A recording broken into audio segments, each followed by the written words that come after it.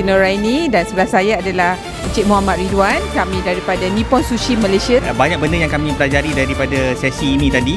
Selain daripada berkongsi, kami juga menerima banyak-banyak informasi yang bermanfaat. Saya rasa memang sesuailah kepada pengamal-pengamal halal di Malaysia ni untuk participate daripada event ni, because lagi ramai yang participate, maknanya lagi banyak knowledge sharing yang boleh dibuat dalam pada sesi ini.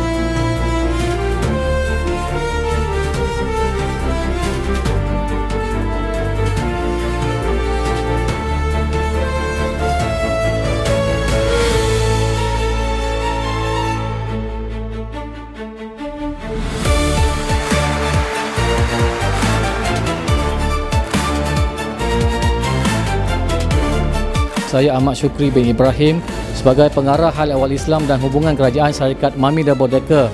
Berbagai ilmu-ilmu pengetahuan berkenaan halal kita dapat lihat perkongsian yang baik daripada autoriti yang bertanggungjawab berkenaan dalam bidang masing-masing dan juga perkongsian daripada industri-industri yang telah berjaya. Harapan saya pada tahun akan datang lebih ramai halal eksekutif untuk menceburi bidang halal ini.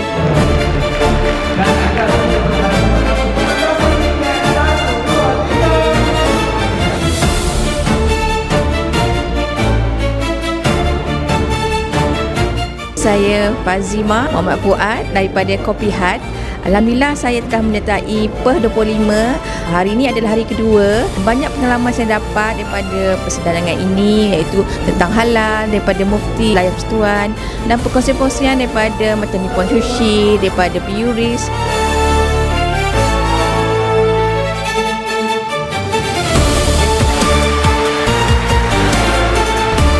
Nama saya Zulkifli bin Kasri daripada Syarikat Ajinomoto Malaysia Berhad.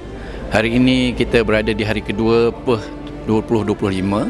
Alhamdulillah tahun ini untuk kali ketiga saya menyertai PEH panjang 4 tahun penganjuran. Pengalaman saya menyertai PEH 2025 ini saya rasa begitu bermakna kerana pengesian PEH 2025 ini memenuhi keperluan semasa daripada pihak industri.